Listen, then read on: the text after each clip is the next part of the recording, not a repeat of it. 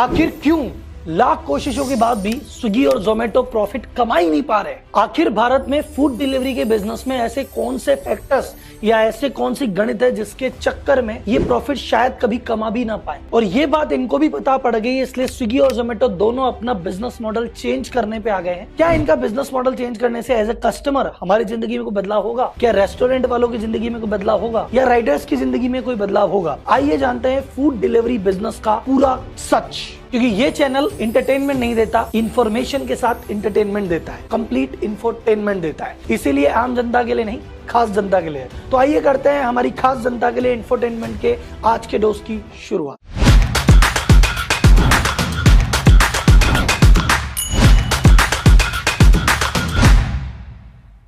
तो आइए देखते हैं कि फूड डिलीवरी के बिजनेस में कोई भी स्टार्टअप या कोई भी कंपनी आखिर पैसा कैसे कमाती है। देखो सिंपल, धंधे की बात समझता है। आपने कितना प्रोडक्ट बेचा, कितने का बेचा, उसमें क्या मार्जिन था और आपका क्या खर्चा था, इसके बेसिस पे तय होता है कि आप पैसे घर लेके जाओगे या आपकी जेब से पैसे लगेंगे। राइट, इसमें कोई डाउट नहीं है। अब बात करते हैं स्विगी जोमेटो की। तो ये स्विगी से पता पड़ता है कि भैया आपके इंडिया में टोटल कितने ऑर्डर आते हैं, प्लस किस वैल्यू के आते हैं, उसमें कितना पैसा कमाते हो और उसमें कितना पैसा आपकी जेब से डिलीवरी करने में लग जाता है। अगर ये सारी गणित कंट्रोल में है, मतलब अगर बहुत अच्छे ऑर्डर आते हैं, अच्छी वैल्यू के आते हैं, अच्छा मार्जिन है और कम डिलीवरी कॉस्ट है, तो प्रॉफिट हो जाएगा। लेकिन स्विगी और जोमेटो दोनों के साथ उल्टा है, क्योंकि हमारे न तो उतने ऑर्डर आ रहे, न उतनी ऑर्डर वैल्यू है और न उतना मार्जिन है और डिलीवरी कॉस्ट ज्यादा है। इसी बात को अगर मैं नंबर में डिस्कस करूं तो यूएस की बात करते हैं या यूरोप की बात करते हैं, वहां पे एक एवरेज ऑर्डर वैल्यू होती है $30, जो कि होता है लगभग 2200 रुपए।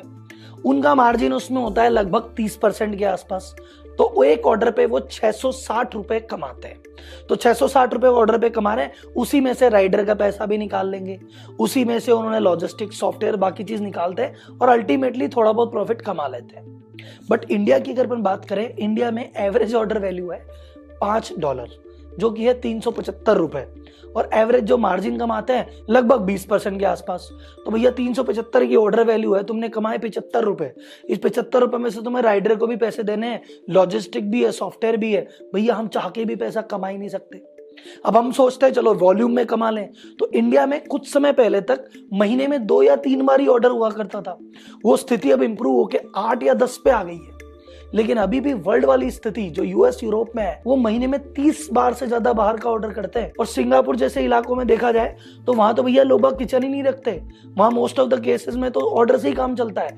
उस लेवल तक पहुंचने में इंडिया को भी बहुत टाइम लगेगा, यानी इनको प्रॉफिट में आने में भी बहुत टाइम लगेगा। कंक्लूजन ये है कि स्विगी जोमेटो एक ट्रायंगल में फंस गए।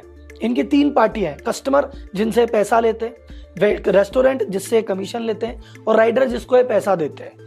अब भैया कस्टमर चाहता है कि हमसे कम पैसा लिया जाए, रेस्टोरेंट वाला कहता है हमसे कम पैसा लिया जाए, और राइडर कहता है कि हमको ज्यादा से ज्यादा दिया जाए। इनमें से किसी को एक को भी नाराज कर दिया तो बिजनेस वैसे फ्लॉप है, और तीनों को खुश किया तो कभी प्रॉफिट आएगा ही नहीं। और इसी बात को समझते हुए जोमेटो स्विगी दोनों ने फूड डिलीवरी बिजनेस से धीरे धीरे हाथ खींचने चालू कर दिए हैं और वो अलग अलग अल्टरनेटिव पे ध्यान दे रही है। तो जोमेटो ने जो स्टार्ट किया है, जोमेटो का पहला अल्टरनेटिव है, वो हाइपर प्योर करके एक चेन चालू कर रही है, जो रेस्टोरेंट वाले को कह रही है चलो कोई बात नहीं, तुम्हारे माल की डिलीवरी तो हम करते ही हैं, तुम एक काम करो, रॉ मटेरियल हमसे ले लो, तुम्हें सब्जी हम दे देते हैं, तुम्हें सब्जी वब्जी ये जो भी रॉ मटेरियल जो तुम्हें बनाने में काम में लाता है ना, ये हमसे ले लो यार। तो इसी में 2 पैसे कमा लेंगे। इनके पास इतने सारे हजारों रेस्टोरेंट का डेटा तो आई, इनसे बस ये बातचीत करी, थोड़ा 2 रुपए कम पे दिया, ये वाला बिजनेस इनका फल फूल सकता है। फूड डिलीवरी के अलावा ग्रोसरी डिलीवरी, ये बड़ा मार्केट और निकल के आया कि जहाँ पे अपन जो सूखा राशन जिसको कहते हैं कि आटा, दाल, चावल या जो रोजमर्रा की चीजें हैं वो डिलीवर करने का। तो जोमेटो उन्होंने सोचा कि भैया बात ऐसी है कि हमारा राइडर तो है ही, वो 4 चक्कर तो काटता ही है। अब वो लंच के टाइम पे और डिनर के टाइम पे बिजी रहता है, बाकी टाइम फ्री रहता है। अगर ये वाला भी काम चालू हो जाएगा तो पर राइडर से ज्यादा डिलीवरी करा पाएंगे, ज्यादा पैसे कमा पाएंगे। तो उन्होंने ये काम और चालू करने की सोची है। तो जोमेटो ने कहा कैसे करें, तो पहले ग्रोफर्स करके एक कंपनी थी जो होम डिलीवरी करती थी, अभी ग्रोफर्स का नाम बदल के हो गया है ब्लिंकिट। और ये जो फूड डिलीवरी वाला बिजनेस है, जोमेटो अपने बैनर में अब इनके साथ करवा के प्रॉफिटेबल होने का एक प्रयास कर रहा है। देखते हैं प्रयास कितना सफल हो। अब स्विगी क्या कर रहा है, स्विगी ने नई फैसिलिटी चालू की है, स्विगी जिनी। अगर आप अभी स्विगी का ऐप खोल के देखेंगे तो आपको वहां पे फैसिलिटी दिख रही होगी, कुछ शहरों में ही चालू हो गई है। जिनी का मतलब आप कोई भी सामान, मेरे घर से मैं ऑफिस आ गया, मैं तो वॉलेट ही भूल गया, अब मैं वाइफ को बोलूंगा यार वॉलेट दे दे, कैसे होगा? मैं स्विगी जिनी करूंगा, वो घर से वॉलेट लाके मुझे दे देगा। मैं कोई पेन ड्राइव भूल गया ऑफिस में, स्विगी जिनी करूंगा, वो ऑफिस से लाके मुझे दे सकता है। तो बाकी डोर टू डोर छोटे मोटे कुरियर के लिए भी ये स्विगी के जो राइडर्स हैं, खाने के साथ अब ये चीजें भी आपको प्रोवाइड कराएंगे। और थर्ड, जो स्विगी का सबसे बड़ा दाव है वो है इंस्टामार्ट। तो जैसे उधर जोमेटो ने ब्लिंकिट लेके ग्रोसरी डिलीवरी चालू की है, यहाँ पे इन्होंने खुद का इंस्टामार्ट लॉन्च किया है और जिसके थ्रू ये डिलीवरी की सुविधा देते हैं और इसको लेके बहुत ज्यादा एक्साइटेड है। कंपनी के कुछ एग्जीक्यूटिव हैं जो अपना नाम बाहर नहीं आने देना चाहते, वो दबे पांव कह रहे हैं कि भैया स्विगी का फोकस पूरा फूड डिलीवरी से हटके इंस्टामार्ट पे आ गया है। आने वाला जितना भी पैसा आ रहा है, जितनी भी नई कैपिटल है, उसका 80% ये स्विगी इंस्टामार्ट पे इन्वेस्ट कर रहा है। और अगर आप आईपीएल में ऐड देखेंगे तो आईपीएल में स्विगी के ऐड नहीं आ रहे थे, स्विगी इंस्टामार्ट के ऐड आ रहे थे, क्योंकि स्विगी बहुत ज्यादा बुलिश है। स्विगी के अगर हम डेटा की बात की जाए तो स्विगी कहता है कि जो हमने 40 महीने में जिस वॉल्यूम का बिजनेस हमने फूड डिलीवरी में किया था, हमने स्विगी इंस्टामार्ट का तो मात्र 17 महीने में कर दिया। और अगर अगले 5 साल की प्रोजेक्शन देखी जाए तो ये जो ग्रोसरी डिलीवरी का मार्केट है, ये 2025 तक 20 से 25 बिलियन डॉलर का होगा। और ये फूड डिलीवरी का मार्केट तब तक 13 बिलियन के आसपास ही होगा।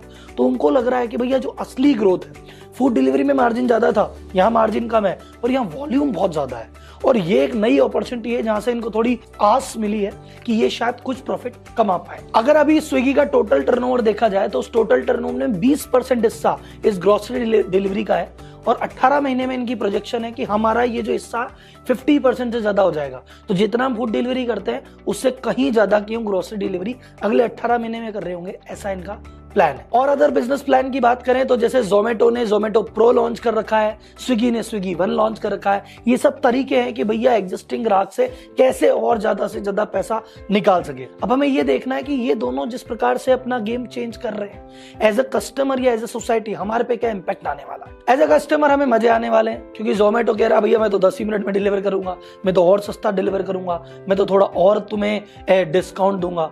तो अभी दुनिया भर की फैसिलिटी हमको मिलने वाली है। तो आपने 8-10 साल खूब मजे लिए, अगले 10 साल अभी आप और मजे लीजिए। रेस्टोरेंट के लिए थोड़ी थोड़ी खतरे की घंटी हो सकती है, क्योंकि जब इनका बिजनेस का 80% बिजनेस ग्रोसरी की तरफ जाएगा और फूड डिलीवरी पे ये कम रह जाएंगे, तो फिर ये आपसे और ज्यादा पैसा लेने की कोशिश करेंगे। तो अगर आप एक रेस्टोरेंट के ओनर है तो कोशिश कीजिए कि आपका वैसे भी प्रोडक्ट आसपास के 8-10 किलोमीटर के एरिया में तो जाता ही है, आप खुद का डिलीवरी सिस्टम डेवलप कीजिए, खुद की वेबसाइट डेवलप कीजिए और D2C डायरेक्ट टू कस्टमर की तरफ आप अपना ध्यान लगाइए। और थर्ड बात आती है, असली चैलेंज इनके लिए आने वाला है, वो है ग्रोसरी वाले। ये ग्रोसरी वाले, किराना वाले पहले ही परेशान थे कि भैया ये डीमार्ट एंटर हो गया है, अब उसके बाद से ग्रोफर और इंस्टामार्ट भी लग जाएंगे, तो आसपास के हमारे किराना वाले को बहुत सारी दिक्कत होने वाली है आने वाले समय में। तो अगर आप जानना चाह रहे हैं कि भैया ये ग्रोसरी के मार्केट में अब क्या हलचल होने वाली है, ये डीमार्ट, एक तरफ डीमार्ट खड़ा है, एक तरफ जोमेटो स्विगी खड़े हैं और एक तरफ हमारे पुराने किराने वाले भैया खड़े हैं। तो इन तीनों में से कौन लड़ेगा, कौन जीतेगा, कौन हारेगा, इसका फैसला कैसे होगा? तो अगर आप चाहते हैं तो मैं उस पर एक डिटेल वीडियो बना सकता हूँ, लेकिन उसके लिए मुझे कमेंट बॉक्स में कम से कम आपके 100 से ज्यादा कमेंट चाहिए। अगर आपको नॉलेज अच्छी लगी है तो लाइक कीजिए और गूगल अंकल को बताइए और ज्यादा से ज्यादा दोस्तों के साथ शेयर करके ये इस होने वाले चेंज के लिए उनको आगाह कीजिए। तो अब मिलते हैं अगली वीडियो में अगले टॉपिक के साथ, तब तक के लिए धन्यवाद। जय हिंद।